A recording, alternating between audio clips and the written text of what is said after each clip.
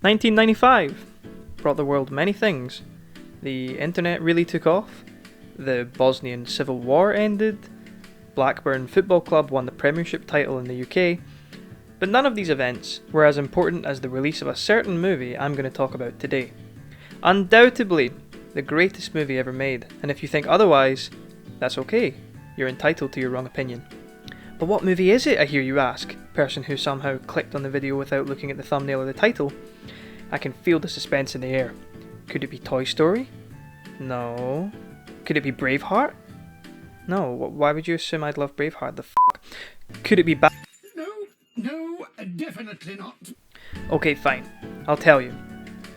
The best movie of all time is...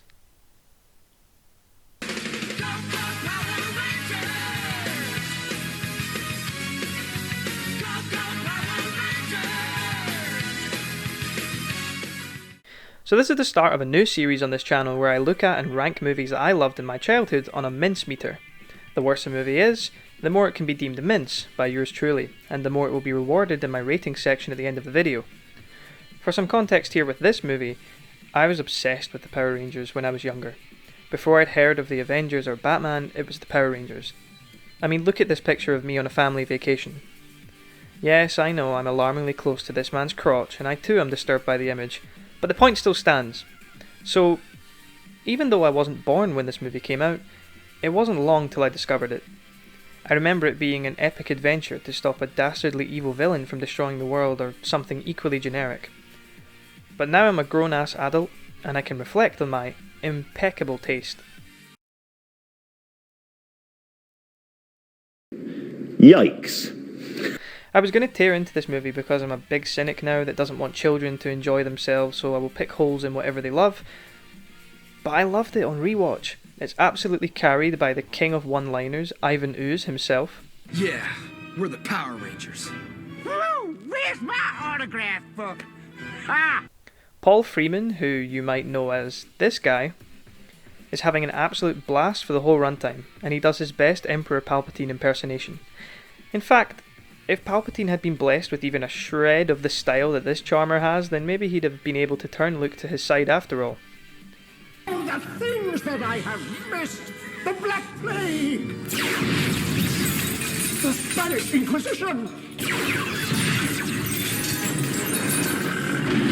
The Brady Bunch reunion! The plot in this movie is wafer thin. It's not the grand epic that I remembered it to be because, you know, I was young. But who cares? It's supposed to be digested by actual children, not man-children. So basically, there's a big floating head in a tube who is obsessed with high school teenagers and turns them into superheroes to be his own private militia, which is put up against intergalactic threats that are usually looking to conquer or destroy the world. Or the galaxy. Oh yeah, you heard me right, I said teenagers. It's okay. I have a theory. I can explain this.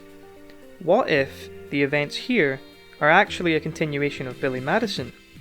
Another of the greatest movies ever made, undoubtedly. Another lie! What if Billy won that general knowledge quiz, and then Zordon thought he must be a very gifted teenager and so recruited him for his army? Think about it. It makes sense. Especially after a few of these. Yikes. So we see the gang jumping out of a plane. They each yell their own catchphrases as they jump to make it easier for the toy developers to scam me later on. Thing 1 and Thing 2, who, if I remember correctly, are actually series regulars throughout much of the Power Rangers multiverse, are also on the plane, but they are understandably crapping themselves and so are late in jumping out. They miss the landing zone completely and land instead in a nearby construction site. It's at this moment that the workers dig up a big mysterious egg, which electrocutes one of the guys who gets a little too interested.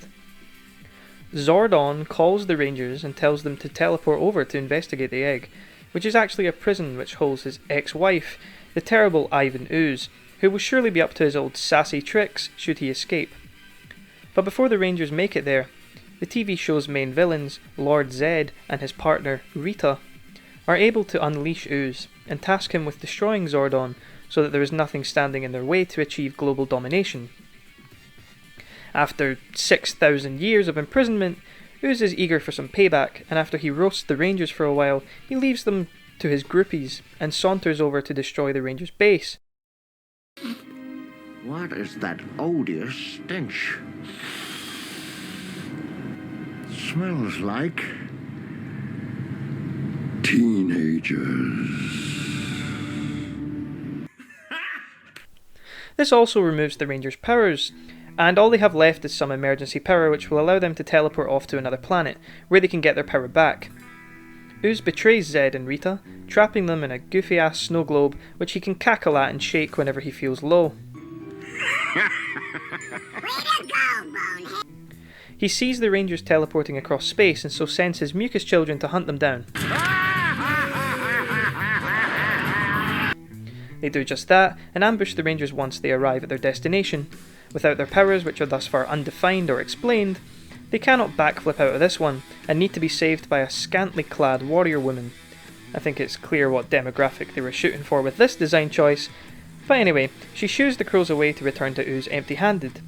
Stop your screeching. The Queen is not amused with their failings and turns them into fried vultures, and he opts to ignore the Rangers so that he may complete his master plan. And what is his master plan? I'm glad you asked. He plans to hand out his ooze to the children in town so that they may take it home to their parents. Upon touching the ooze, the parents become zombies, and will dig Ivan's giant robot weapons out of the same construction site that he himself had emerged from.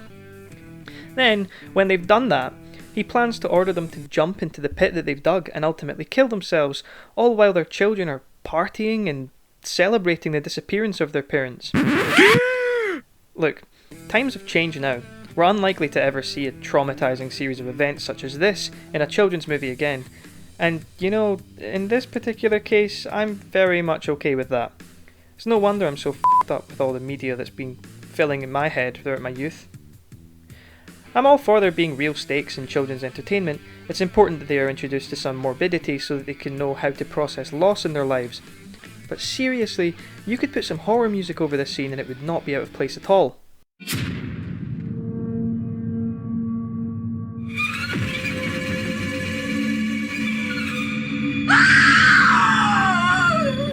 But thankfully, the Rangers complete some arbitrary task given to them by Tarzan's sister over here, and gleefully accept being possessed by demons who take the form of various jungle animals, which restore their powers so that they can teleport back to Earth and stop Ooze once and for all, in a big fight complete with terrible 90s effects and giant robot showdowns. Oh, and if you didn't know, this whole show is basically a rip-off of a Japanese show called Super Sentai. In fact, the show used many of the fight scenes from that Japanese version in their own version. And I don't mean that they base the choreography on the Japanese show, I mean that they straight up take the footage and resell it. When you consider that origin, it's no surprise that most of the big fight set pieces in the show end in a giant robot showdown, not dissimilar to watching Godzilla terrorize cities across the world. But yeah, they kick Ooze's robot in the nuts and push him into a meteor, and thus rob us of many potential sequels featuring cinema's all-time greatest villain. Oh no. A real shame. Oh, and also the parents snap out of their trance, and the whole ordeal only strengthens the relationships with their children, who will forever appreciate that which they almost lost. That is until their dad refuses to buy them the Tommy action figure which screams "Surf's Up" when you pull the little string in his back.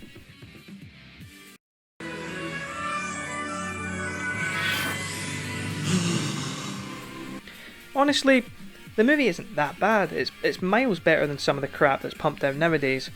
Sure, the effects are extremely goofy in that mask kind of way, and the music is extremely dated. I would have burst out laughing at the music in this fight scene if I wasn't so busy cringing at it. Action boy now! Action girl now! It's a Also, I love the cute sound effects that the Rangers make when they have their suits activated. Like, one of them will turn their head or point at something and it's like shoo. Keep your eyes peeled. Heads up, guys! Over there!